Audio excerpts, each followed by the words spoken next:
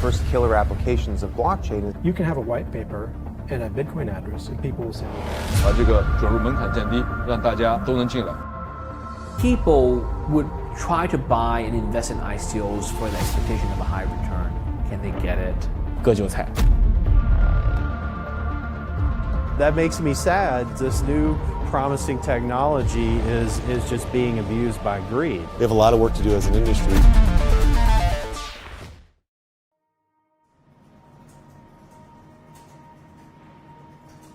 一般说到我名字的时候，你如果说徐子敬或者 Ryan， 好多人还是不知道是谁。就在中国社区里面的话，大家都知道有火星人这个名字。为什么给自己起这么一个名字？因为觉得我不属于地球啊，就觉得地球好像不应该是现在这个样子。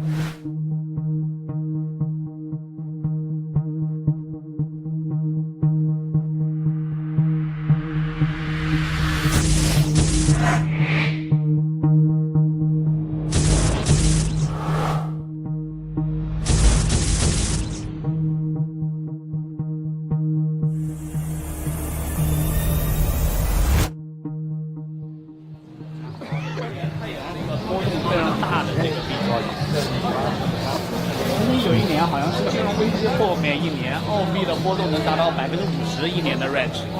这个世界是很糟糕的。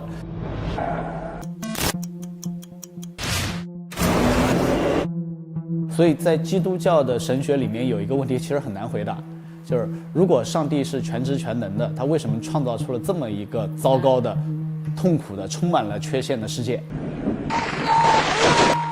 他是个变态吗？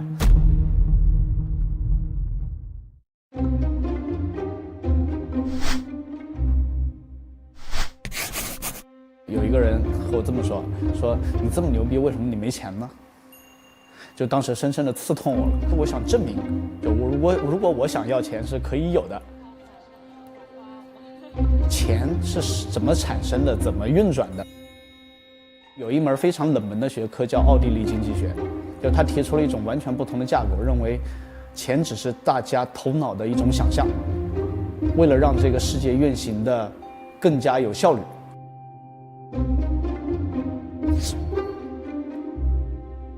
08、09年的全球金融危机，然后各国政府都在拼命的印钞，全球的货币系统是有问题的。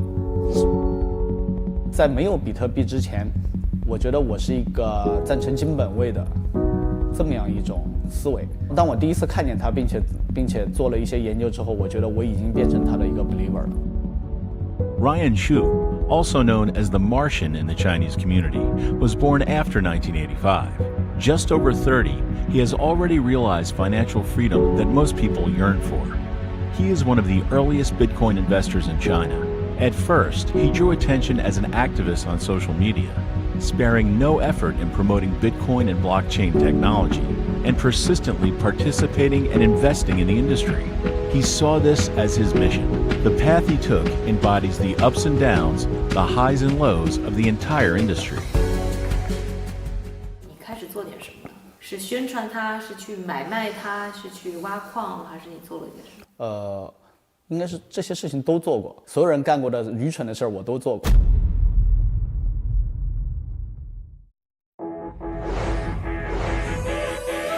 Keeping up with Bianca Chen, an experienced financial reporter, on this intriguing journey about blockchain, she has traveled around the world to unravel the mysteries of this remarkable decentralized technology.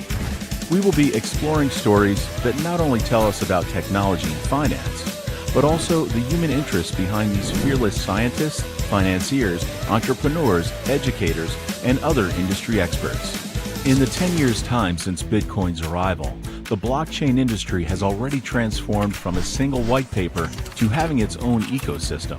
The people in it all come from different backgrounds and from ties with crypto and blockchain for various reasons.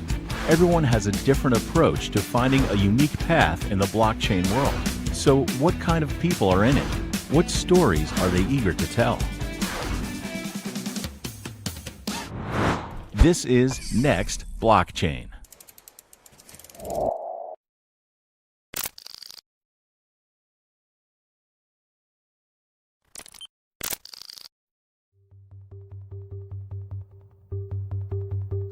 是哪年第一次听说比特币？2011年，这个东西就是我曾经做梦梦到过的事物一样。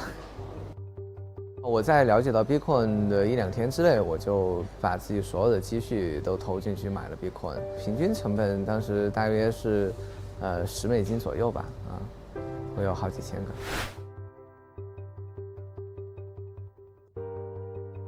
That's my desk. This is the main conference room. I was working at Walmart doing e-commerce in China. I first heard about Bitcoin through my brother, Charlie Lee. That was I think it was in early 2011, either earlier or spring of 2011. I was a software engineer at Google. I played around with some GPU miners. I bought some used GPUs and new ones. I had like 2 machines with like 8 GPUs in them. It was very noisy, very hot, and it was fun though. We were doing the mining of Bitcoin in the summer of 2011. So he was doing it on his part in California. I was doing it over here in Shanghai, in my apartment. 那个时候实际上我在做另外一家公司，是另外一个行业的，是做互联网广告、互联网营销。I worked at Goldman Sachs for 11.5 years. I was a partner there. I had a phone call from a friend who asked me about it, and I went online and Googled Bitcoin. I bought it. Yeah. I bought a lot.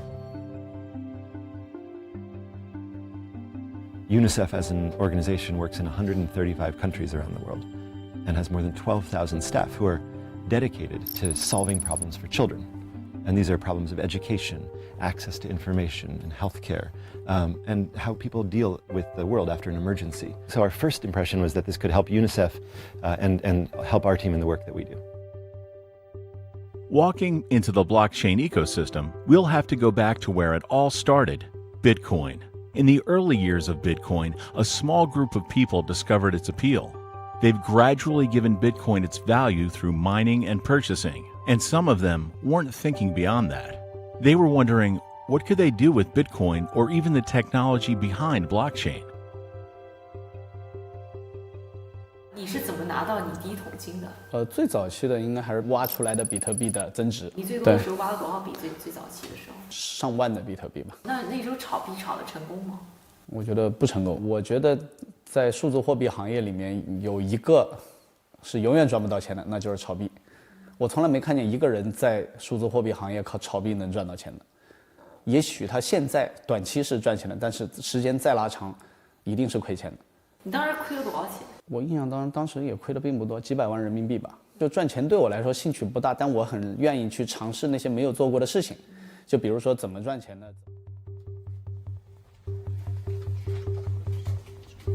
我大概是学金融的。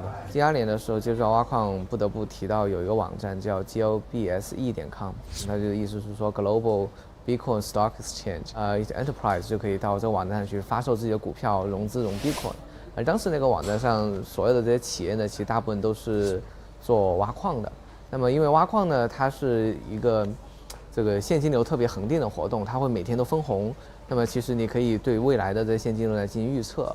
那么这非常像是一种债券了。这个对于学金融来讲，就觉得这应该是一个很有意思的一个市场。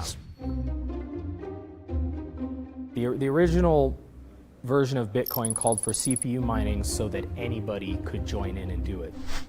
But as with any industry where there's money to be made, there's constant innovation. It moved on from CPUs to graphics processing units. A GPU is actually basically like a mini computer. It has its own processor, its own memory, and all being integrated onto one card, it can process much faster than a standard CPU. GPU 的挖矿也盛行了一段时间，后来呢又有 FPGA。FPGA 呢和 GPU 呢其实是有一个 trade off， 就是 GPU 呢它是更便宜的能够获得算力，但是它的功耗非常的高。但 FPGA 呢你需要预先花很多钱去投资，但之后呢功耗呢较低，噪声也较低。那么 GPU 和 FPGA 并存的时代呢，但并不长，大概也就1年多时间那么最后 ASIC 也就出现了。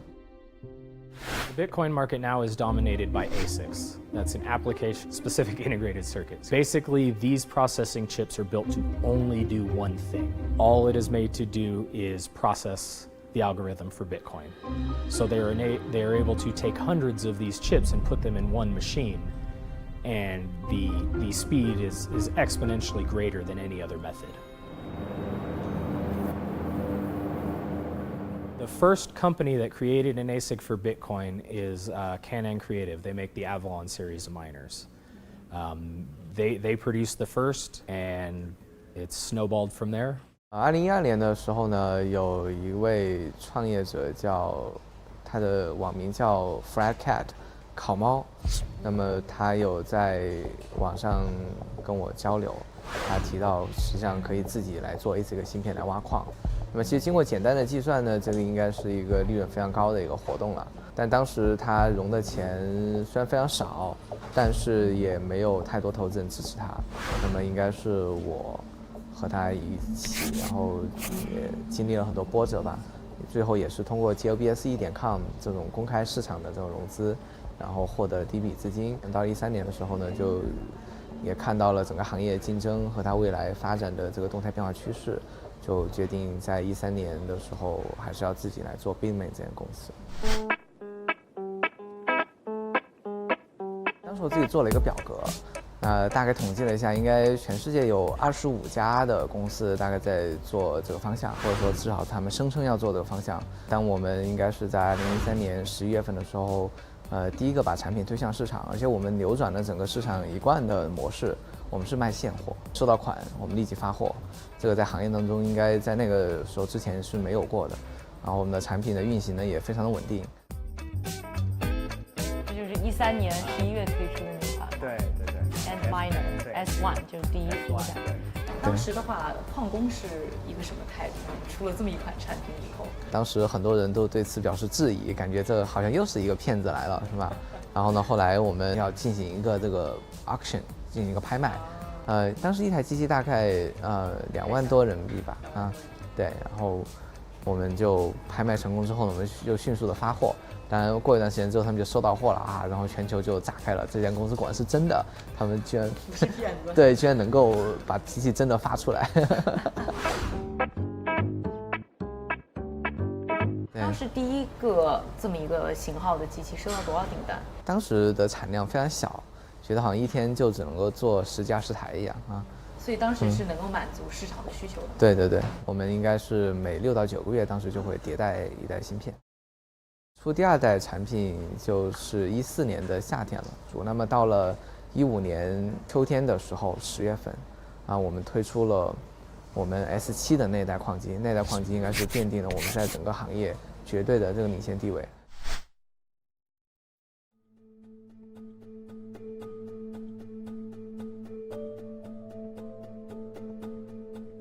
最早做挖矿是因为可能在当时这个行业并没有其他的商业模式，只有挖矿是赚钱的，其他所有人都是赔钱的。最早期都是兴趣，就大家凭着个人兴趣在做这样的事儿。但是自从有了矿机芯片公司，有了比较大规模的就矿工，所谓的大规模，当然可能也就是一个很小的房间，大家买了几10台机器，然后放在里面，这已经算大矿工了。但到14、15年的时候，就真正的进入了规模化的大规模工业化的挖矿的这个状态了。对，所以你也差不多是这个时候进场。没错，我印象当中，我们当时应该是投资了1-2千万人民币，好像这个数字，我记得不是很清楚啊。然后在国内的话，四川，那边有水电站嘛，然后我们总共投资了几千台机器，4、5千台机器。当时算大的。对，当时已经算比较大了，在全球的整个挖矿市场能占到10%到20%的这个比例。当时每天能产出多少笔？我印象当时每天应该能产生100-200个。那是利润很高了。当时应该是可以维持到6个月回本左右吧。当时其实没有现在这个遍及的中国的这种矿场啊，就我们在国内算是第一个大规模挖矿。能有多少人，多少台机器？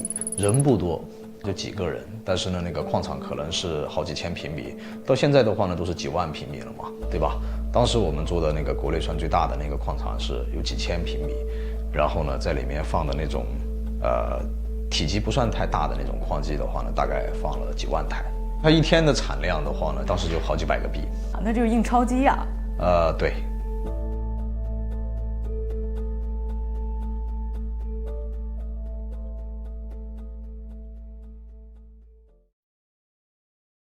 I created Litecoin in 2011. Well, this is your last name's initial as well.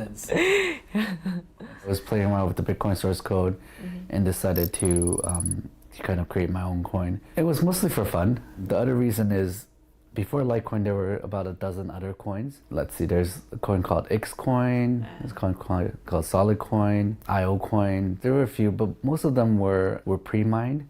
So the creators of the coin kind of wanted to get rich, so they mine a lot of coins for themselves before they release it. And then if their coin becomes popular, then the coins that they held would be worth more. So I created Litecoin to try to make a coin that's more fair. So I didn't pre-mine any for myself. I made the mining very fair and kind of released the source code before the binary, so people had a chance to kind of play around with the mining before the actual coin was released. There we go. Yeah, Litecoin. So we will have a QR code. QR code, Okay. 0.088 Litecoin. Yeah. So pull up my mobile wallet. Litecoin would be cheaper, and it will cost less to use, so transaction fees will be lower. I see Bitcoin and Litecoin being used together, where Bitcoin would be used for purchases of larger amounts and Litecoin for smaller amounts. I never saw Litecoin as replacing Bitcoin. I wanted to kind of help Bitcoin succeed. And I saw that as one of the bottlenecks of Bitcoin achieving mass adoption. And Coinbase was one of the few companies that was making Bitcoin easy to use. Bitcoin easy to buy Bitcoin, easy to spend it. So I wanted to help in that aspect. When I decided to join Coinbase, Bobby, he wanted to start a company in China to do Bitcoin exchange. And he actually wanted to hire me to go to China. But I decided to kind of stay in the US and focus on Coinbase, kind of do something separate from him. I started buying some Bitcoins in early 2013 on a site called btcchina.com. So that was a site recommended by my brother. Said, hey, there's a website you can buy Bitcoin. I'm like, oh, okay, let me go check it out. And so it turns out they had already started the website since 2011. 我在2011年的时候，听我的朋友黄孝宇，他当时在 QQ 上他签了一个名，他说，想玩 Bitcoin 的联系我啊。我就问他了，我说 Bitcoin 是什么？啊，他说是一种数字货币啊。然后那我说有什么可以做的吗？啊，他说可以，日本那边有一个交易所啊，不错，但是中国还没有。我说那好啊，那我们做一个交易所啊。我问他你可以做吗？啊，他说他可以，然后我们就用1个月的时间就把这个交易所给他做好了，然后就推出来了。我们在2011年6月9号上线了平台。其实当时的话，其实比特币的价格只有10几块人民币啊。然后那时候的话，我们那个其实平台上没有几个人的啊。2011年、12年，其实我们一直是这个就是说在亏损的状态的。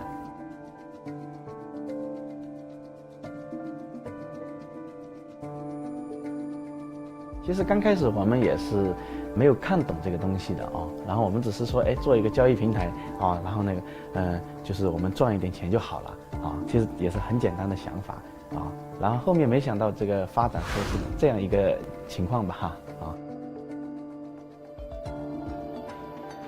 I decided, let me reach out to the people behind the website. So I sent an email to their email customer support, and then the person who replied was Huang Shaoyu. So he's the co-founder who finally got to meet the other person, Yang Lingke. I think a Bitcoin exchange in China is a perfect launching point for us to do this. So that was in February of 2013, and we formed the group in April.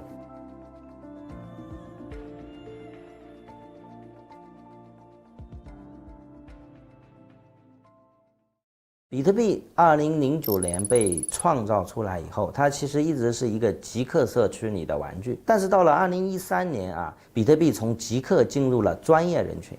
这个专业人群很多是互联网的从业人员、金融的从业人员。所以这是2013年比特币的信用真正可能从这个几十万级别扩大到几百万级别。所以这是一个非常重要的一个时间点。2013年4月份那一个月的话，就因为央视连续报道啊，然后呢，就开始有大量的用户进来啊，当时那个平台的交易量就开始就非常的活跃这样子啊，然后我们就开始有这个资本进来。The birth of Bitcoin carries the ideal of and belief in equality and freedom. But its crazy growth at an early age reduced it to becoming something driven by greed and lust. Bitcoin's price hit $1,000 in 2014. Trading volume also increased by 50% compared with the previous year. But just at this moment, a winter came.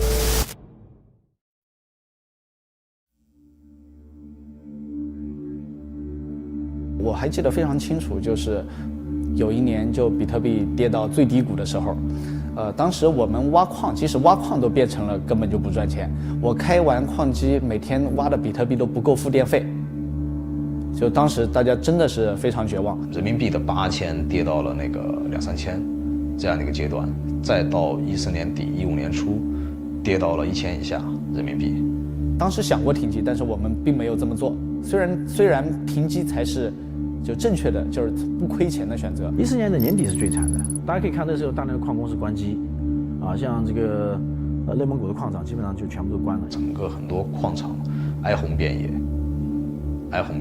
很多矿场不得不那个甩卖、关门啊、停产。矿场关闭，第二个就是有一些相对老的这个型号矿工，他的机器也只有关闭或者卖给那些有这个极低的电力成本的人啊。再下就是矿机企业消失，那么当时看海外的很多矿机企业就消失了。那我们当时的想法是，就现在整个比特币网络就剩这么一点点算力了。如果我们再关机的话，那可能比特币真的会死掉，因为没有矿工在替他打工了，就再也没有人为他提供安全的保护了。那我们当时的想法就是，我们如果作为他的信仰者，我们一定要坚持到最后一刻，我们要守护比特币网络到最后一刻。就我们总觉得这个能改变世界，但是最后发现这个行业能容纳的这个资金和人是这么的少。就当比特币一路从$1300跌到$150的时候，我觉得这个行业是当时是真正的信仰者和守望者是非常无奈的，甚至有点绝望。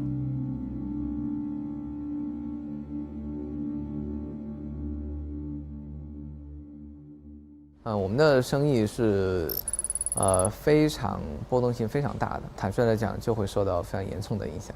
所以币价是你非常关心的事儿。也关心也不关心，因为这个行业当中很多年了，就是这种10%、20%、好几十的这种周期性的这种波动，它是在我们的这个经验当中经常发生的事情。所以有的时候其实我们看新闻会觉得非常搞笑哈，就是看到说啊，今天美国股市发生大跌，然后整体下跌了3%，然后我们就觉得这个也叫大幅下跌嘛。在14年年底的时候，觉得整个公司实际上已经快破产了，供应商找上门来问我们要货款，然后我们就只好跟他们谈说要不要分6个月给你们货款，对吧？我们矿机已经卖不掉了，对吧？但是我们的矿机呢，我们会运到矿场，每天都在产生现金流。挖出来的钱我们可以还给你。December of 2013, the PBOC cracked down with the 5 department notice about Bitcoin regulation in China, and then of course the slump in 2014, starting with the collapse of Mt. Gox, and the no banking operations in China, and we had our competitors faking volume, so it was a very complex situation from 2014 to 2015. 每天固定的产出几千个比特币，但实际上的话呢，市场没有需求，就它没有真正的应用场景，或者那会儿的应用场景还很小，那么所以使得那个市场上对它的需求量的话呢，远远不如它每天那种供应量，所以它币价就在跌，天天跌。我们当时其实也经历了这样的一次非常惨痛的这个，因为我们其实投资了很大，但实际上的话呢，那个亏了，我们还得用自有资金去填，那么其实也是很痛苦那个阶段。在13年下半年到14年上半年的时候，其实出现了很多真正这个行业的第一批创业者，是这一批人兴冲冲的开始为了理想也好，还是为了挣钱也好进来。到14年下半年到15年寒冬期，这个破产的、关门的这种团队啊、公司一大堆，啊，当时那会儿币圈我们其实圈里面比较活跃的很多老朋友，后来都黯然退场。This crypto winter from 2013 to 2014 once caused the entire blockchain industry to fall into a trough. Many people who once found ideals in Bitcoin had to leave with despair. After this winter, the ones who stayed behind, however, slowly established the industry's ecosystem. Opportunities started to make themselves apparent, as well as challenges and difficulties.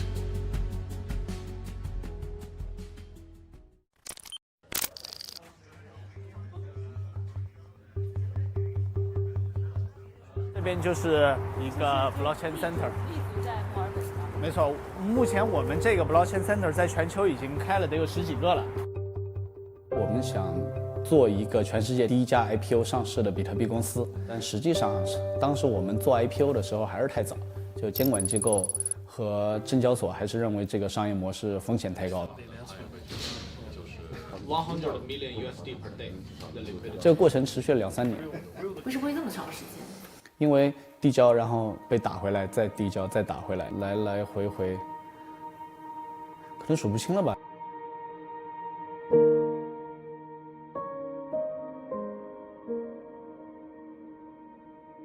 当时还有一点他们不认可，我记得非常清楚，就当时他们认为比特币的价格永远到不了800澳币，那是4000人民币。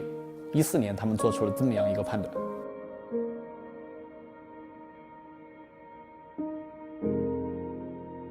当时你是怎么熬过来的？14年那个时候欠款都，就是这个供货商的款也还不上了。就运气好呗，行情恢复了。说整个业界其实你看到现在基本上都是做矿机，各个竞争对手他们做的形态呢就大体是如此。那么基本上都是我们的第一代矿机这个形态的这个延续。During the crypto winter, the Butterfly Labs was prosecuted by the FTC. Fried Cat disappeared. Another industry giant, KNC Miner, went bankrupt. Only Bitmain kept releasing new miners successively. When the warmth returned, Bitmain's miners almost became the only option on the market at the time. 挖矿呢，它其实是一个高度竞争的这么一个产业，每个矿工呢都在希望得到最大的算力，在得到最大算力的时候呢，又希望自己的能耗消耗最低，这是一个军备竞赛的过程。越先进的这个制程呢，它就能够越好的去降低成本，降低功耗。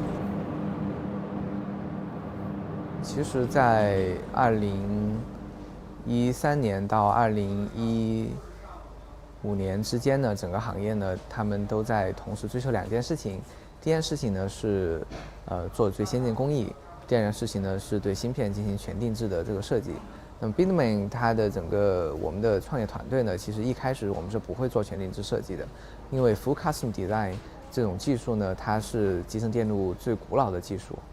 等到中国的集成电路业界开始做这个半导体设计的时候呢，是很少有人会做全定制设计的。那么我们整个团队呢，也经过了2年多的时间去整合有关的这个技术，去学习，然后去把它整合到我们的设计流程当中来，去真正的去获得这种技术。我们的功耗是最好的我们的成本在当时又是绝对领先于对手的。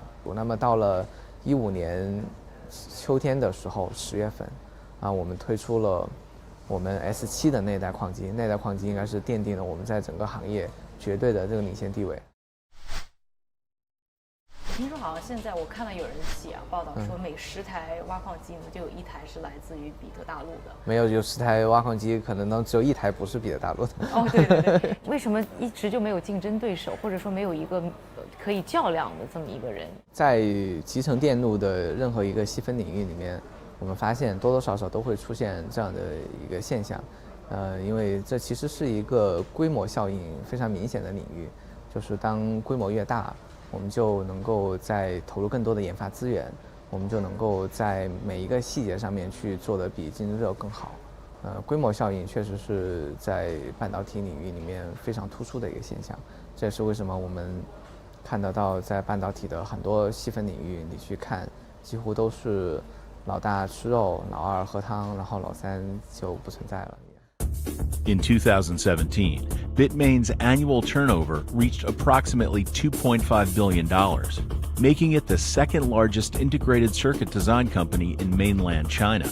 Meanwhile, in the second half of 2017, Bitmain also became one of the top 5 global customers of TSMC, the world's largest dedicated semiconductor foundry.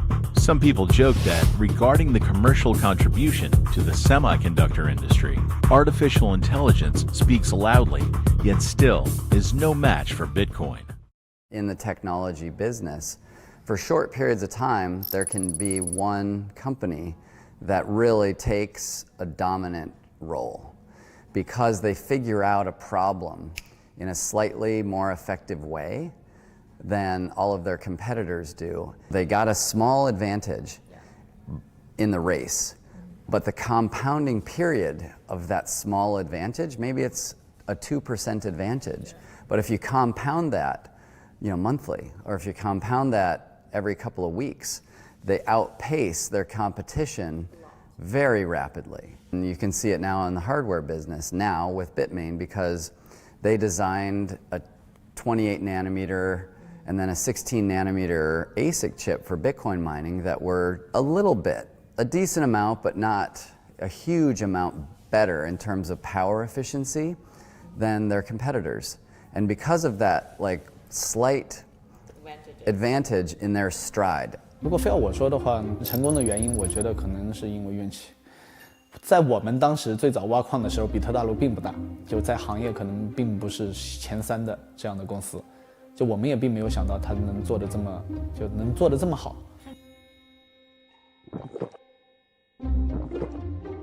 由于它的几个商业决策，我觉得是成功的，并且抓住了很重要的历史机遇。就第一个是烤猫公司的解体，然后比特大陆它从那边吸收了很多优秀的员工。还有一件事就是，当时整个行业的不景气，导致于真的掏钱买机器的人并不多。然后他们做了一个很好的选择，就是和那些水电站厂长们进行联合挖矿，就你出电我出机器，然后挖出来的币我们对半分。对，这使得就是他们在熊市当中活下来了，所以牛市当中爆发了。而同时，一批很优秀的企业在熊市当中就没有就扛得过去，就他们都倒闭了。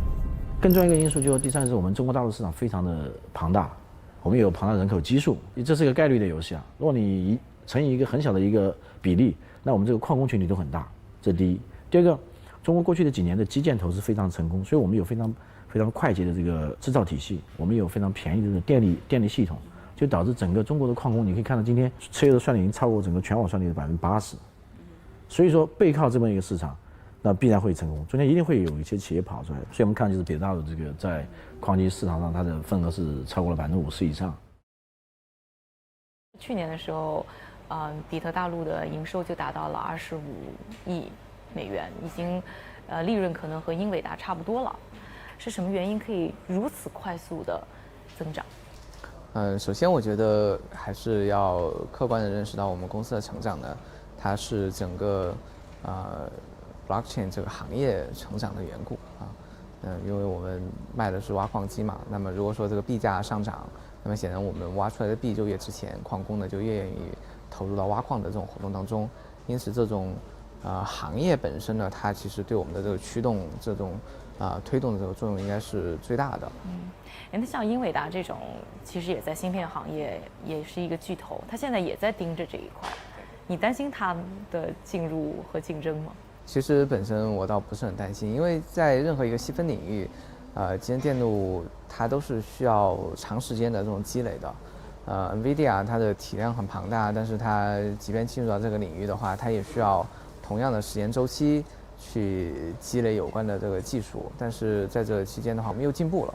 那么而且这个领域的竞争优势呢又特别的这个明显那么同时呢，这在一个企业内部呢，它如果说分心去做一件和它主营业无关的事情，这个其实也会动摇它公司的这个企业文化和方方面面，管理上的挑战也会随之而来所以我倒不是很担心这个问题。Hey Charlie, I'm Bianca. Hey. Glad to see you here. 哎啊，你好。现在交易所啊，我好像听别人说，现在有7000家全球，各种各样的这个交易所，为什么会这么快出现了几千家的交易所？这就是技术发展的先进性啊。那么我们看到你在2000年啊，互联网快速发展的时候，那么也是出现了这个不是几千家，是几十万家互联网。那时候叫 .com 公司啊 .com 公司，现在所有公司都是 .com 公司啊，对吧？那么这个 blockchain 作为这样一种技术，那么它开始被越来越多的人接受。我觉得当我们过10年以后，我们再去回头看现在的时代，我们会觉得现在其实是人类很伟大的这个时代。那么这全球几千个从业人员，他们用自己的智慧啊，用自己的这个青春，甚至还冒着各种各样的风险，让这个产业得到了快速发展。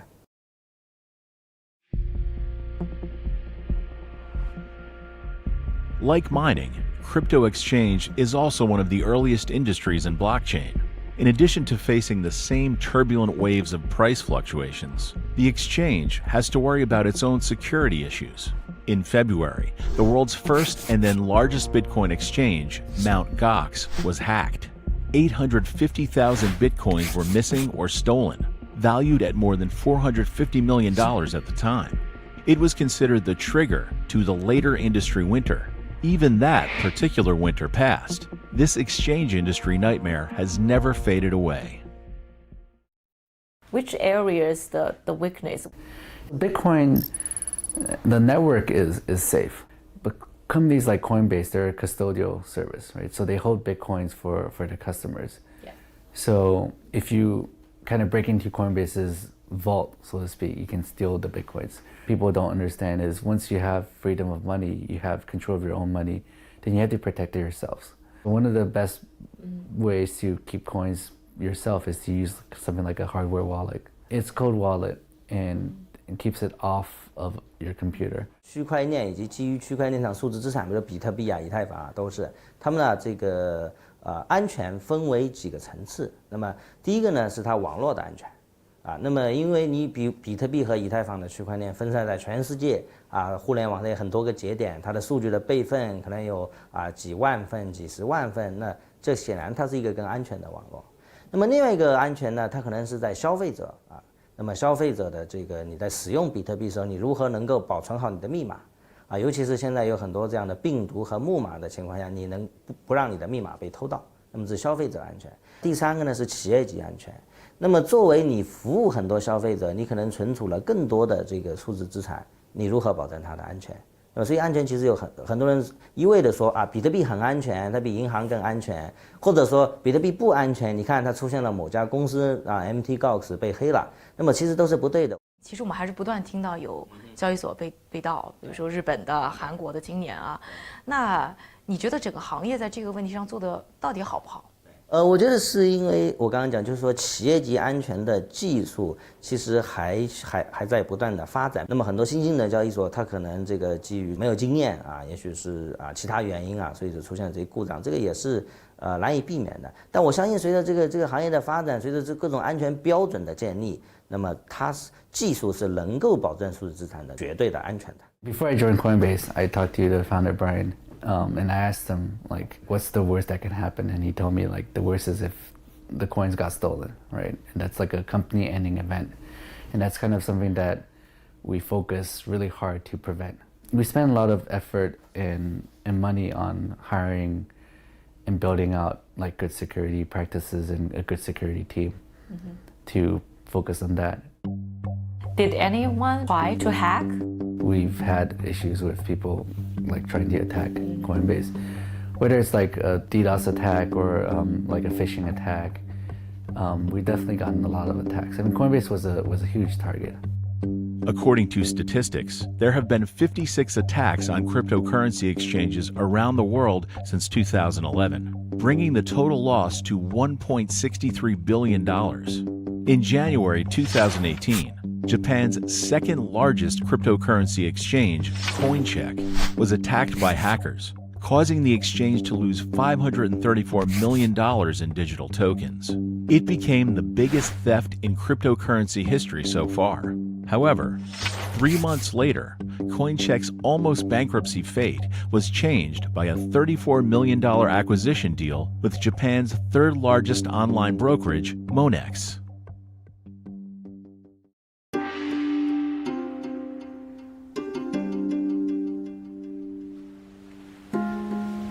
We started studying, we actually already 2 or 3 years ago,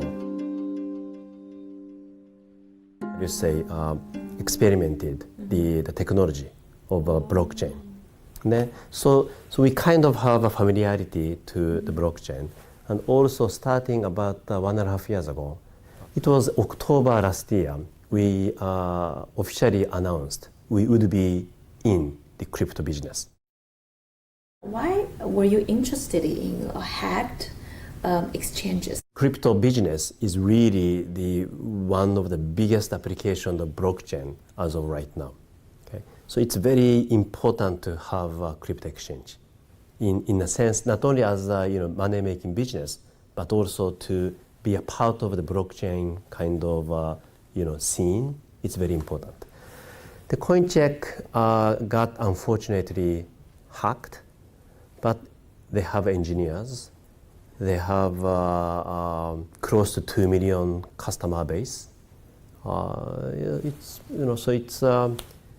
It's a great property, but they needed some help as regard to enhancing internal controls, enhancing the cyber security and such, which we could help.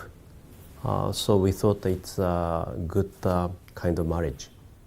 And after acquiring Coincheck, what kind of effort did you guys make to make Coincheck come back again and to build the trust with the customers again? I think, generally speaking, in the cyber area, offense technology has become much stronger or bigger than defense technology, right? So there's a gap between offense and defense. So we have to make sure that we use the best defense technologies and experiences. Offense doesn't come to those best quartile. They tend to go to low end, right? Of course, we have to talk to the global players.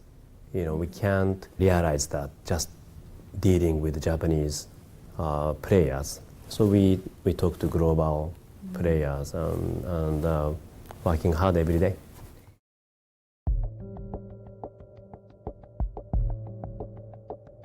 Why did you decide to go into crypto space? What kind of opportunity did you see in the space? It's a center of new technologies. It's quite exciting. I started my career in derivatives in late 1980s. And the situation in crypto today is very similar to derivatives in 1980s. Okay, it's new technology, new thesis, new idea. Only few people understood. Regulators didn't like it. Okay, no way to account. There's not, the accounting method is very immature at that time. And there are, the greedy guys and most, the trader or investor who could take a biggest risk. Smart guys, bad guys, regulators, academias, accountants, everybody came into derivatives at that time. So there's a kind of fusion of those resources. And out of that fusion, there are many innovations took place. Okay? It's not only for derivatives product, but also for the simulation technology and the computer science, regulation, accounting, many places innovation happened. And then there were those who were there benefited from those innovations. So I thought we should be there. We should be principally there.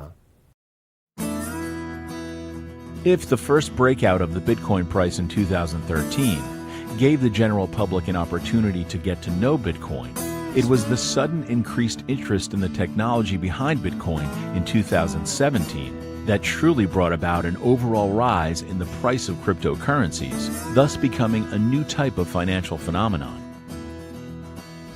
Former Goldman Sachs partner Michael Novogratz, a veteran of the traditional financial world, was convinced that Wall Street's next hot topic would be cryptocurrency.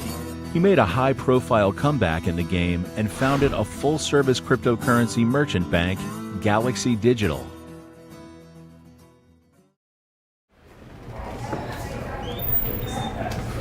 Hi, Mike. I'm Bianca. So nice to meet you. Nice to see you. Look great. Thank you. I put a shirt on just for you. Lovely shirt. You made a lot of money from investing in crypto. When you buy something at $100 in Bitcoin and it goes to 20,000, you don't have to be that smart to make a lot of money. And so part of it was buying at good levels. I bought Ethereum at $1. I bought Bitcoin at $100. And then it was using the same skills that I had developed over 25 years on Wall Street as a trader to know when things got to crazy prices, I would sell, and when they would sell back off, I would buy.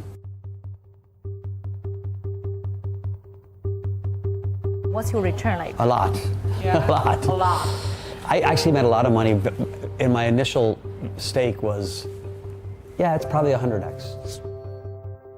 And during an interview or speech, you mentioned Bitcoin will be the biggest bubble ever. Why did you jump in? You can make lots of money by riding bubbles, right? If you had thought about being a technology investor in 1994, by late 1999 you'd made a fortune. To understand bubbles happen around things that fundamentally change how we live our lives, right? The internet bubble was all about what the promise of the internet was, and oh my goodness, the internet delivered on that promise, right? Everything about life is different because of the internet. The railroad bubble, the railroads changed the way we lived our lives. And so bubbles happen around stories that are easily told and around technologies that really are, earth-changing. And I think blockchain will be that. So last year you decided to put all your crypto investment into Galaxy Digital. I want to be the space's first really strong and powerful merchant bank. So we have a direct investment business that goes from venture to credit lending. And we're already doing some advisory, and we raise capital for companies. And the final one is asset management. We're going to manage other people's money. Are you afraid of the traditional big financial institutions to coming into the space? Listen, what the space needs is institutional participation, and it's coming. There was an article in the paper today that talked about Goldman getting, or at least researching, being in custody. I do think we have a couple-year head start before the Jefferies and first, and then the Goldmans and Merrill Lynch's second, come into the space.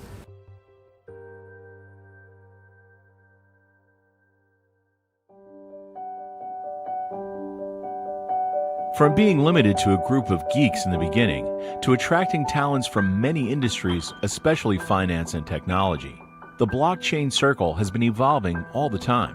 Blockchain, from an ingenious innovation in technology, to a tool of investment and even speculation, and then to application development. What do these blockchain people pursue? Is it wealth, some kind of big breakthrough, or what else? 我们想做一个全世界第一家 IPO 上市的比特币公司。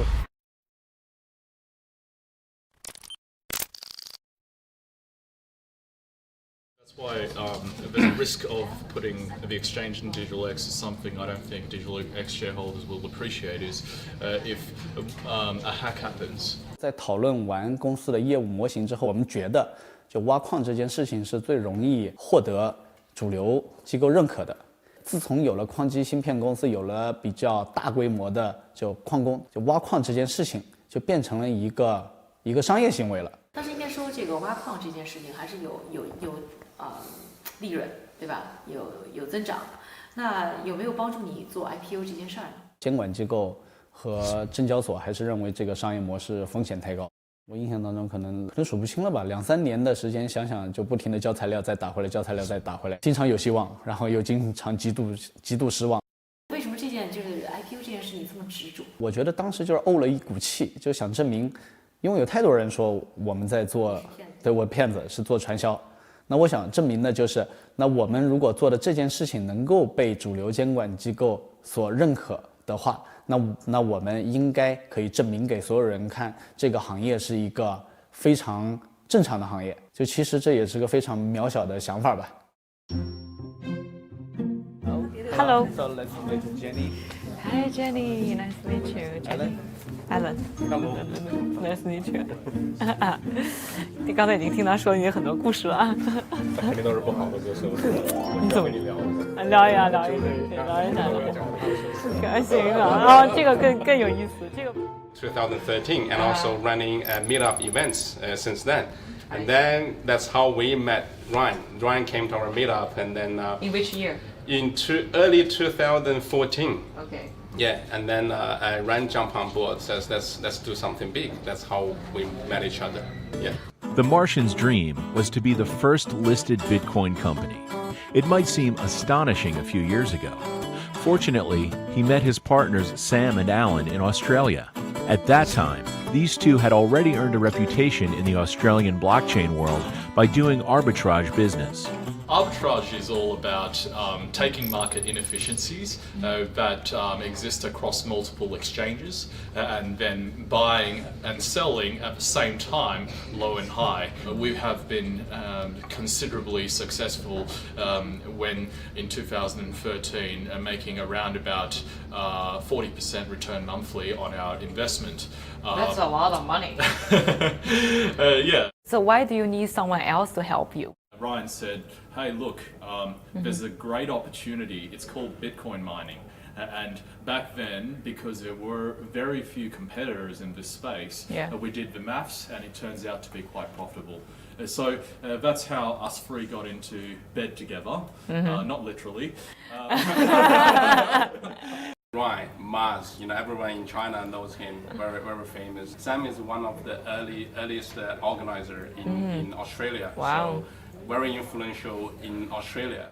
At that time, I think we are like a strong link together and want to make our business even larger. We thought we can create world's first Bitcoin related company to do a successful ICO. So that's our IPO.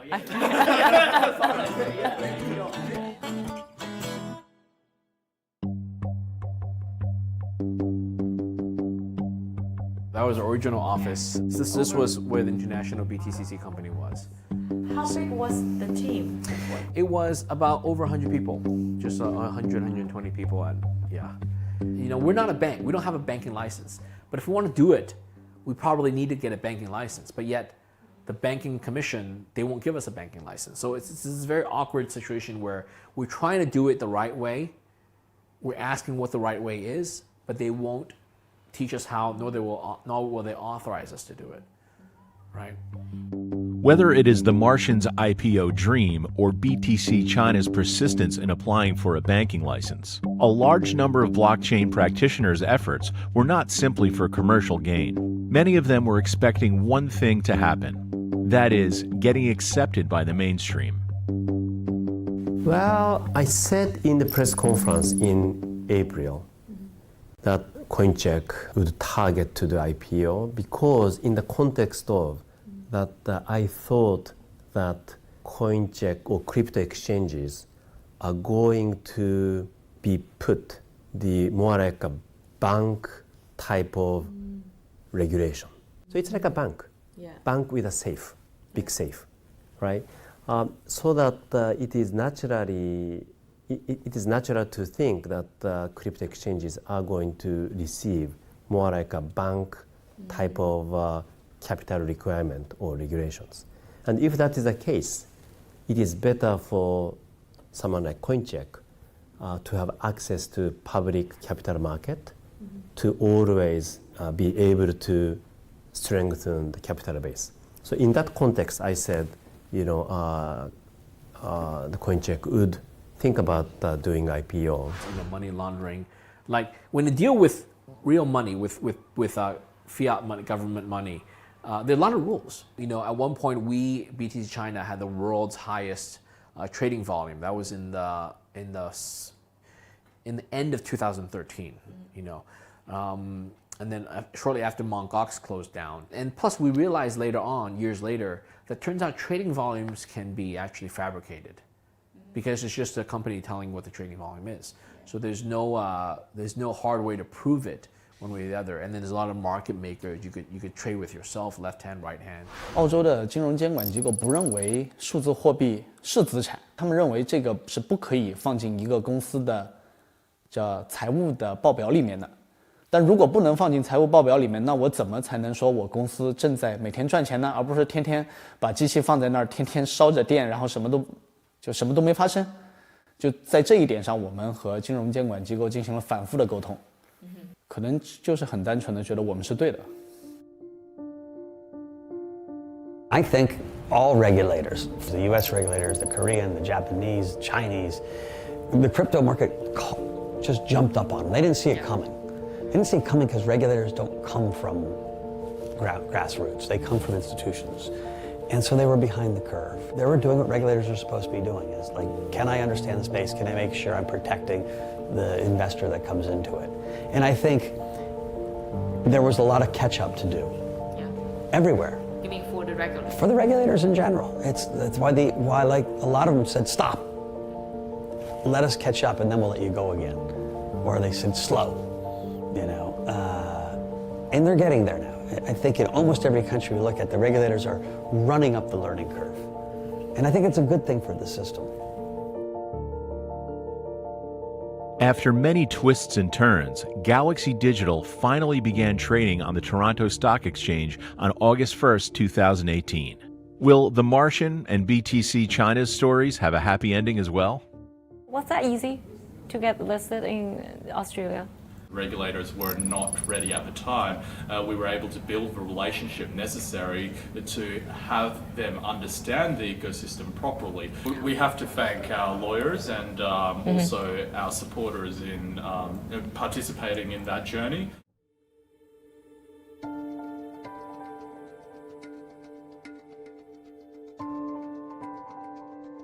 What we did is, it wasn't a case, but it was discussions with ASIC to say that bitcoins are a real commodity, that blockchain mining was a real business. 你后来赢了吗？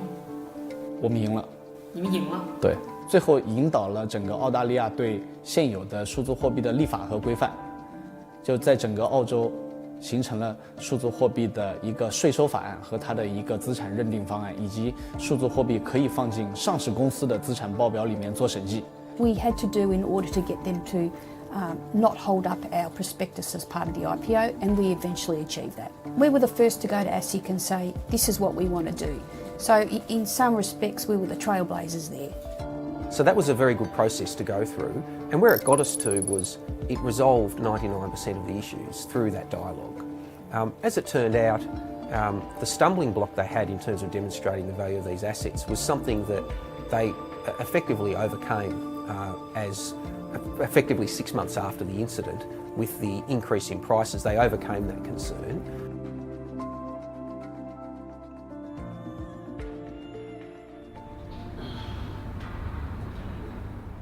Did you spend a lot of time with regulators? We talked to regulators in 2013, in the summer, in the fall of 2013. We spoke with them in 2014, 15, and then much more in 2017.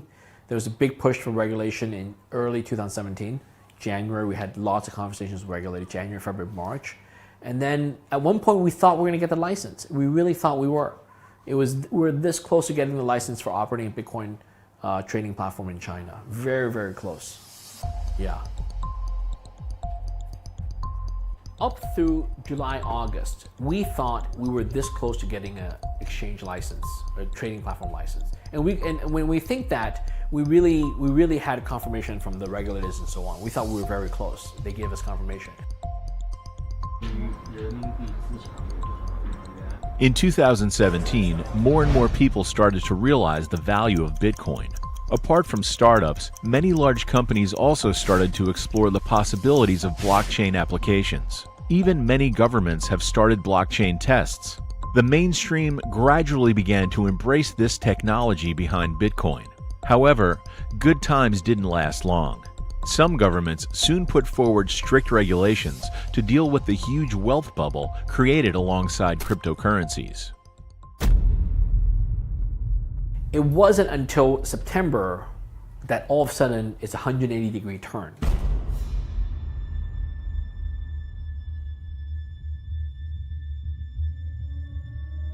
当然，最后我们还是没有能进行 IPO。Not only are we not getting a license, we're going to be asked to shut down.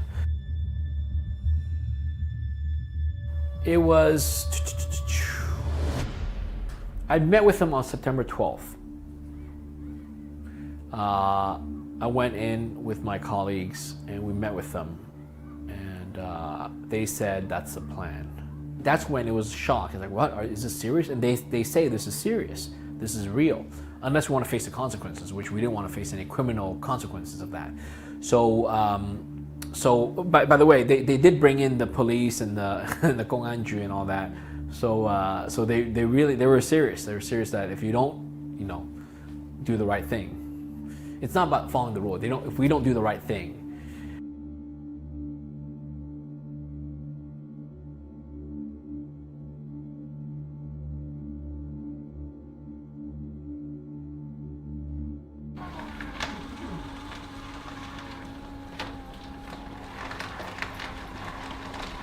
It wasn't a complete surprise because since the very earliest days of 2013, we planned for it. We knew one day we could be kicked out, that we could be shut down. That was a sad moment not only for BTC China, but also for the whole exchanges industry, right? Yeah. It was a small setback.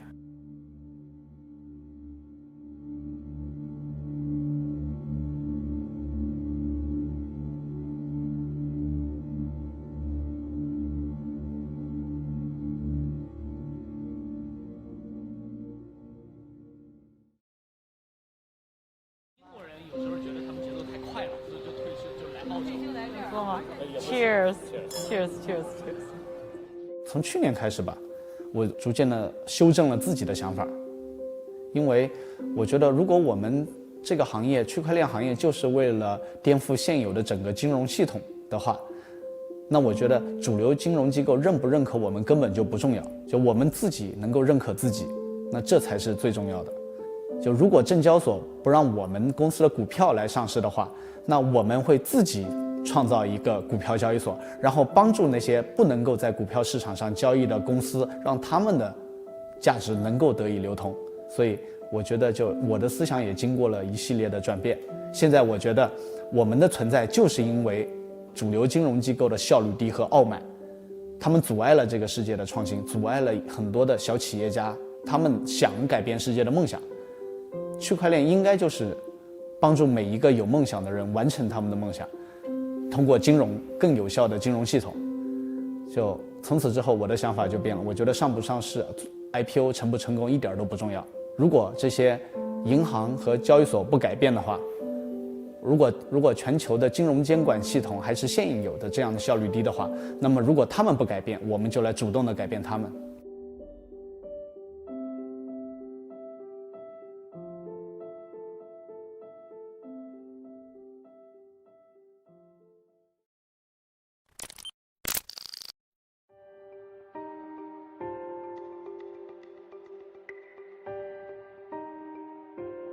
去年突然一下叫停，包括交易等等，对你的冲击大吗？对我们个体来讲啊，就是说企业家啊，你永远是要，我刚才讲，企业家第一社会责任，你要在各国监管遵守各国当地的监管，这就是企业家该做的事情，没有什么好抱怨的。因为我们的国家很年轻，我们很多的新兴领域的法律法治还没有健全，它不像在美国，我们在美国比特币的很多法律在50年前就制定好了。我们只需要去遵守50年前的法律，就可以知道我们应该要拿什么 license， 拿这个 license 需要什么样的条件啊。那么中国非常新，那么在社会出现了这样的这个泡沫跟风险的时候，那么采取这些措施，我认为这些是啊，对行业从长期来看也是更好的。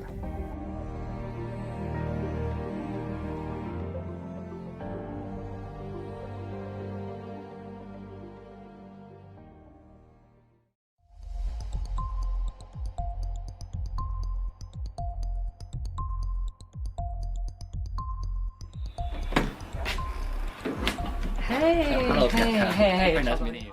Every day there's about 10 to 20 new exchanges launching. Wow. And going live, and some of them going live, and has been like that for the last 5 years, I think. Every day. Yeah, actually, many people told me, hey, look, CZ, what are you doing, right? This is an old concept. There's like thousands, if not tens of thousands of exchanges around, and some of them are really big. Some of them have very proven business models, etc. So you're not going to be able to compete. Like, why compete in this place? But I told them, look, this is the only thing I know how to do. I know we have a superior product. I know we have a very strong team, even though quite small. What do you think about these crazy growth? We did grow very quickly, but the comparison to Deutsche Bank is not really fair to them. Some large companies will have a negative profit quarter, and yeah, I mean, if you compare any company to a negative profit a quarter where some company have a loss, yes, any startup are more profitable than them. But I think, yes, in general, the kind of revenues we're generating and the kind of profits we're generating are probably comparable to companies almost 100 times or 1,000 times our size. So we've grown very, very quickly. I think Binance probably is the first company that grown so quickly internationally from the very beginning. So from the very beginning, because we don't accept fiat, so most people saw that as a limitation. We only accept blockchain deposit and withdrawals, only crypto assets, right? Is that the first exchange only accept? No. There's a few other before. I see. And they were not small either, but they had a more localized culture. So they only have English interfaces. They only have a web platform. They're based in actually both of them were based in USA. So they were kind of focused on the big USA market. So we want to service everywhere else in the world. And we want to service the languages that people don't, a lot of businesses haven't thought about or don't care about. So we supported like Koreans, Japanese, even Russian, and even like Turkish. So when we first started, I think within a month we had users from 180 countries. Seizing the opportunity in the international market with a crypto-to-crypto strategy, Binance grew vigorously despite the catastrophe caused by the Chinese ban. It has also brought a new wave of inspiration to the exchange industry. However, ignoring regulatory restrictions does not guarantee its long-lasting vitality. Lacking innovation is one part, but more importantly, the fact that they remain centralized in the wave of decentralization might be the real issue that hobbles the industry's future development. 其实交易所现在大部分还是一个中心化的，它其实不是一个很，就说符合区块链理念的这么一个行业。你怎么看这么一个生态？首先，说交易所是中心化的，那很简单，因为这个市场需要快速的交易的机制啊。那么你目前产业界没有发展出更好的技术，这种中心化的这个撮合的交易所是最快的能够让给数字资产定价的系统啊。所以这个系统还是一样，虽然它有问题，但是它是最不坏的、最不邪恶的这个系统。那另外关于这个中心化和去中心化的问题啊，这个目前的这个交易所的系统，大部分它的交易是中心化的，那么它的资产的清算是在区块链上的，比如说比特币和以太坊的清算是在区块链上的啊。那么交易能否做到区块链上？我的观点是未来是可以的，但是呢，它还需要这个技术的不断发展。比如说，即使我相信我们放眼未来的10年和20年，中心化的交易所仍然会存在，因为世界上在很多国家，那么把比特币定义成一种合法的资产，它能够对法币、对美元、对欧元进行，对日元、韩元都可以进行合法的交易。日元和韩元目前是非链上的，没有链上的日元跟韩元的，所以数字资产对法币的交易在很长一段时间内仍然会以中心化交易所的形态来存在，啊，那么至于说币交易，那么随着区块链技术啊越来越强大，可能这种 decentralized 的交易所能够取代很多目前中心化交易所的市场，啊，但是这个市场还会有衍生品，还会有很多的衍生品可能也还需要以中心化这个交易所的形态存在。Exchanges provide market liquidity for retail investors. However, the volume of single transactions is still relatively small. For large-scale transactions, asset platforms that provide OTC trading and management services for professional traders have emerged in the market.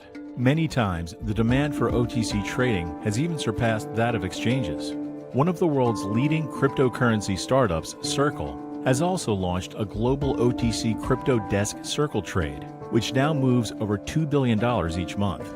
Ricky Lee, a senior commodity trading analyst, also took advantage of this opportunity. In May 2018, he founded Autonomy, a platform dedicated to trading and asset management for the crypto secondary market. The interesting thing about crypto is because crypto can be traded on any number of exchanges, you can think about the OTC desk as sort of like an aggregator, like a Kayak or a Goda type of thing. So institutions that want to have access to liquidity can now go to a one-touch OTC desk who can then fulfill the orders across a number of exchanges and other liquidity sources. And that's why OTC markets in crypto tend to be larger than people expect because of this. Customers not wanting to have custodian risk, having funds on exchanges. They also don't necessarily want to be on every exchange and having the hassle of doing that integration. It's just a lot more fragmented in this industry. The OTC market is always at least 5 times or 10 times bigger than the actual market trading on exchanges. In the crypto market, nobody knows for sure how much volume is on the OTC side, but we know for sure how much volume on the exchange side, right? Based on our rough estimates, it's pretty much 10 times. 10 times. 10 times more bigger than the ones executed on exchanges. While the crypto secondary market is booming, the market for cryptocurrency derivatives with higher margins is also expanding. The derivatives have already been in compliance with the rules of the market for some time, drawing in more people from the traditional financial industry.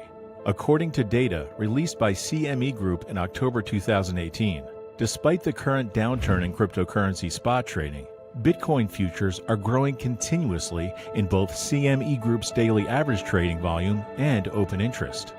If we look at cryptocurrencies, the fundamental market development is to get liquidity and to be able to exchange value and to be able to do commerce, but you need more. So futures contracts and derivatives is a very both highly profitable enterprise within financial services, but it's key to market development.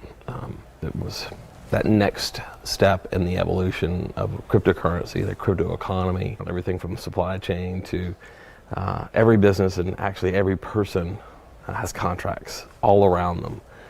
So it's a very, very broad space. If you look at what the Chicago Mercantile Exchange and Chicago Board Options Exchange are both doing, is they've created derivatives based on the underlying price of virtual currencies. I think that's a significant step in taking those as a serious asset class. They think there's a real potential market here, and it's a regulated market. They're taking it seriously. Facing the growing appeal of the market, traditional financial giants JP Morgan Chase, Northern Trust, Goldman Sachs, and several other banks are switching battlefields, setting their sights on developing cryptocurrency hosting services for institutional investors. It has been reported that 2019 is expected to witness a $20 billion institutional funds flow. The Wall Street giants are running into the arena. However, this brand new crypto market still looks a lot like the Wild West.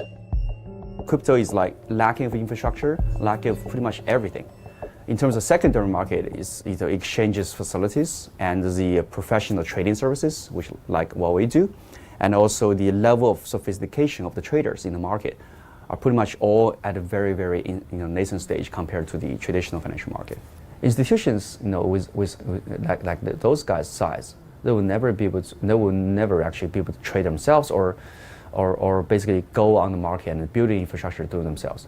They rely on, like stock market and commodities market, right? They rely on professional trading firms to help them out to either enter or exit positions. How far do you think are we away from these big guys to coming? We heard some rumors like other banks like Morgan Stanley or Merrill Lynch. Those guys are thinking about it, offering structured product based on the CME futures, right? That's like a baby steps towards trading spot market on the offshore crypto exchanges, right? I would say still a year away, at least a year away, and that's basically our edge. If they're still a year away, then that means we have a year of time to grow, right?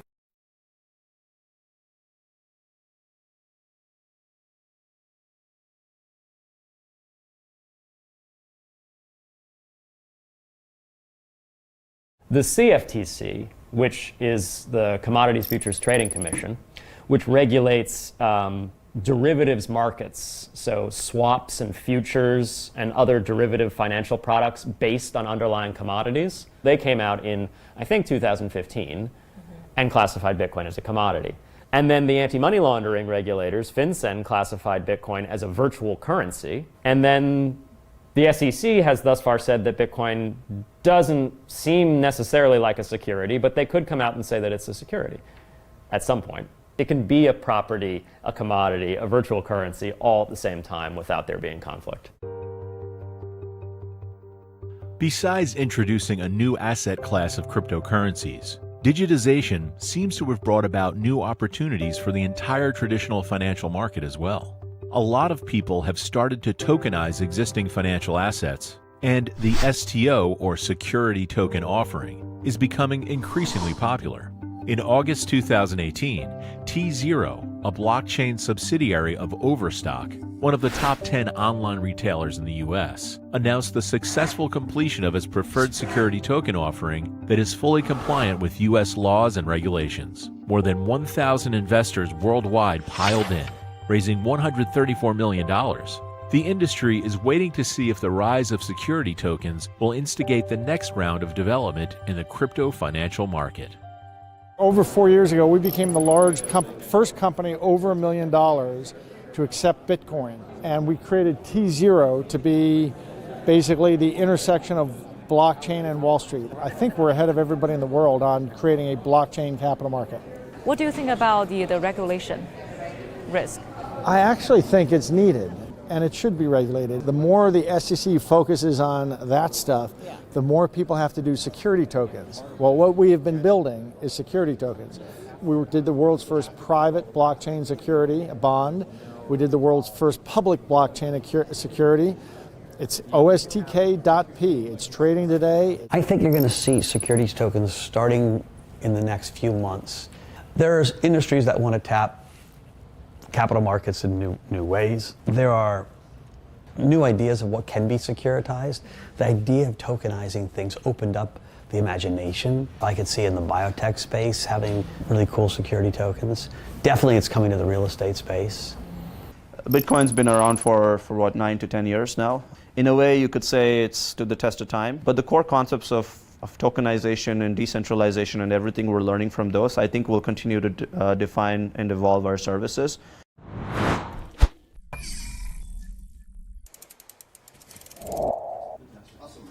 John, take it away, and let's keep it again, please. Let's make it interactive. So, Tech Park team, if there's any questions, don't hesitate to interrupt.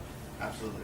So maybe for the benefit of the cameras, this is the capstone project at Columbia University School of International Public Affairs. We've been tasked to review the blockchain space for Tech Par Group, and that's what we've been doing for the past semester. So we already gave it a brief introduction. Lumber Capital is where I've been for the last 20 years. Mm-hmm. So this is my second year that I've been teaching at Columbia University. This semester teaching a class which we just finished this morning on blockchain and cryptocurrency. So that's the very first blockchain course in Columbia? I don't know actually if it's the first course. I will say that the administration was very enthusiastic when we discussed, and then they approached me to teach a course on blockchain. So there's tremendous demand from what I'm hearing across the university, and I think that's true on a much larger scale, not just Columbia University. And in fact, I know a few of the capstones that started out not discussing or related to blockchain evolved, and they pivoted into something blockchain related. It's clear to me that blockchain is real, meaningful, and going to have impact for decades across a variety of verticals. And so for the students that are going out into the world, they have to pay attention to this. Yeah. And so they really have an edge. They're really talented, young, bright, students, and they're thinking, where do they want to go with their careers over the next 20, 30 years? According to U.S. hiring site Glassdoor's research, in 2018, the demand for blockchain-related jobs increased by 300% as compared to the previous year. New York City, San Francisco, and San Jose accounted for the most number of openings in the technology. Statistics from Upwork shows that demand for freelancers with a blockchain asset grew by 3,500% this year as compared to last year. I studied engineering as an undergraduate, and then I worked in financial technology for many years in Mexico City, actually. What attracted you to take that course? Well, I was working in the space, so it was obviously a good fit. I learned a lot over the semester, so we did a lot of research on all the various projects that are trying to look at applications of these technologies. Obviously, there's a wide array of them, but there's also a lot of challenges still. So, we'll see where this all goes. It's all very auspicious, but it's still uncertain. So what's the true significance of blockchain, in your opinion? I study here at the School of International and Public Affairs, which I think is actually more fitting for this space because it really is more question of governance and society. How does a group of strangers cooperate really is kind of a fundamental question that a society has to grapple with. So I'm glad the education I got here at the School of International Affairs has helped me to kind of understand some of these complex and multifaceted issues. Talking from an educational point of view, so what kind of talents do we need for blockchain? So I think having the combination of a technology background and understanding is fantastic. Combining that maybe with business acumen and understanding to where there's a business opportunity, what is the business model, how can we monetize this application, that combination is fantastic.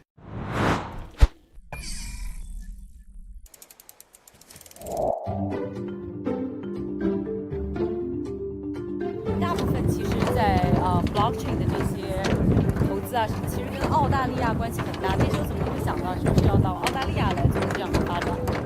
因为在2011年的时候，我爱人来澳大利亚墨尔本这边来读书，所以说，因为经常夫妻两地分居，然后我觉得就大家都觉得好像不太现实，于是应这个就我家领导的强烈要求，于是我就过来陪读。也因为这个契机吧，所以有很多的这个闲暇的时间，然后我又自己喜欢爱折腾一些这个新鲜的事物，然后在网上又看到比特币，就觉得哇，这个非常的神奇。比如在最早期的时候，我觉得可能我自己写文章，然后给大家加油打气，就这是做传媒工作，我觉得这是当时大家最需要的。好，到了下一个阶段，我觉得可能有点像投笔从戎，我觉得说再多没有用。这个行业需要更多干实事的人，那我们来办企业。结果办企业的时候发现，那最大的问题在于政府的不认可。那再到一个阶段的时候，我觉得那已经叫现实的这个框架已经够好的，但现在缺的是更多的人来加入和参与。那通过什么样方式来让他们参与呢？那我们自己来做投资。就于是在这个过程当中，我们投了100-200家。区块链和数字货币相关的企业，就16年到现在投了100-200家。对，你是怎么挑选项目的？就平均下来就6天一个项目。基本上是来者不拒吧。我觉得可能当时的想法也比较单纯，我觉得只要能更多的人参与到这个行业里面来，那怎么都是好事儿。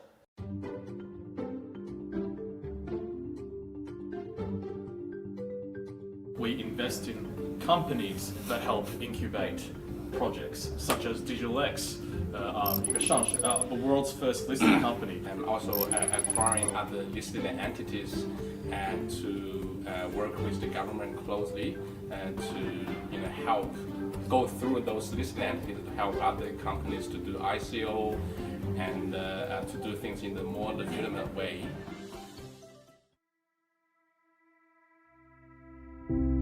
The blockchain industry has only completed its first 10 years.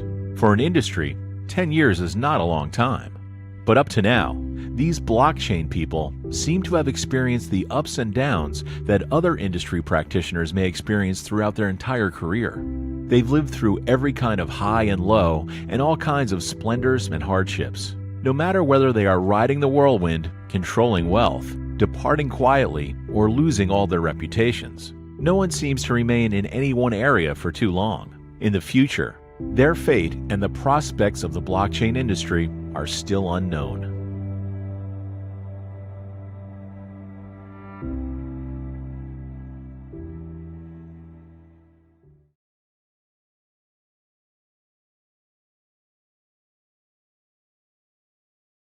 I felt it was the right decision at the time.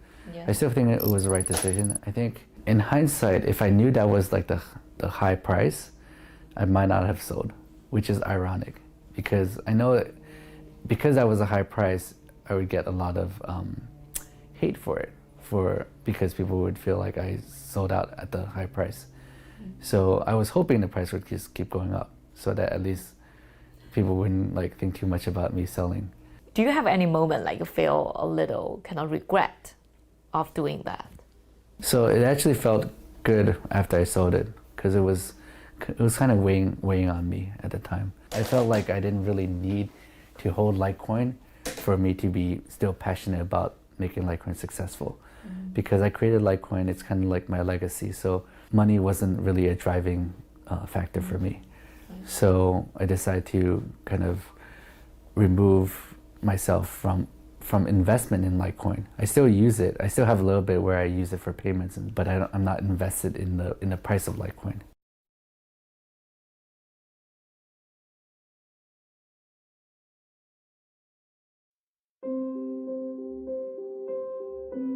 So to See speak. Shanghai your home? Yeah, Shanghai's my Yeah. home now. 巨大的算力的那个矿场在建立当中，啊估计就很多订单跑过来。现在 Blockchain Global 很多业务都是顺着下面的上市公司去做的，是啊发 ICO 就是通过 DCC 来做的。哦，这个行业的话，从过去到现在，每一波牛市和熊市的时候，我觉得都能淘汰掉当时90%的参与者。大陆应该是一种需要，或者说整个这个行业，我相信他们每一家企业都应该是一种懂得如何去冬眠的动物。我始终还是给自己，退休的这种可能性，或者说一个梦想。但是呢，坦率来讲，可能始终都还是会被这种工作和创造的激情去牵引。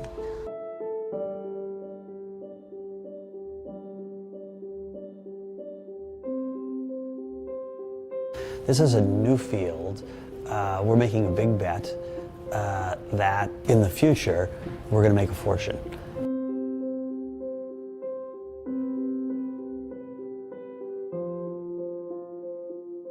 Sometimes the negative things turn out to be positive things. We always want to disrupt ourselves, and we always embrace new technology innovation.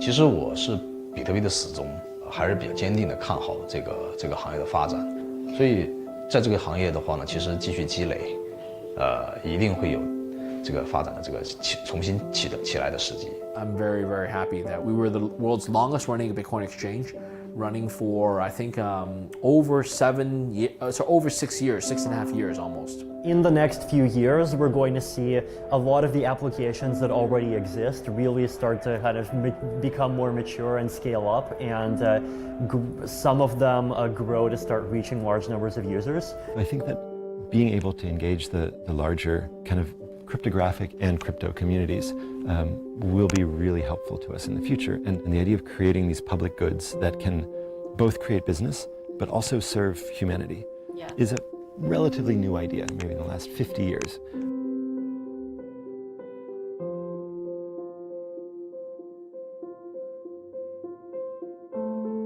Well, the future is not something to be predicted, it's something to be achieved.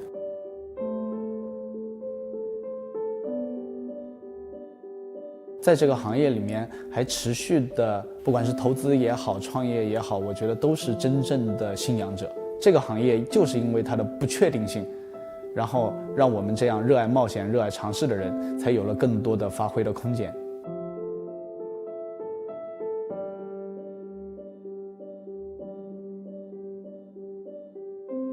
我们一定要看到未来是什么。我觉得我们看到了，希望我看的是对的。就有时候我觉得自己像个 billionaire， 有时候像个 millionaire， 这就是分分钟在波动，币圈一天，人间10年。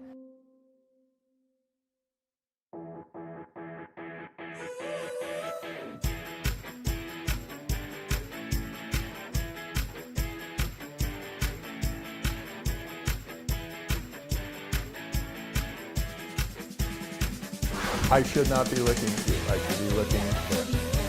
Okay. Camera rolling. Next. Next.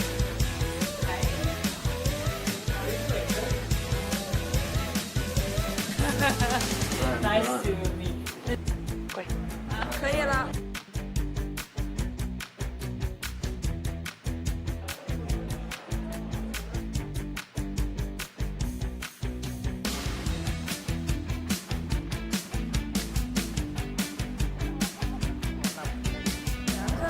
She wants to say hi.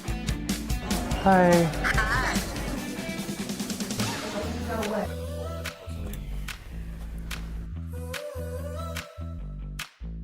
Next. Next. Next. Okay. Next. Okay.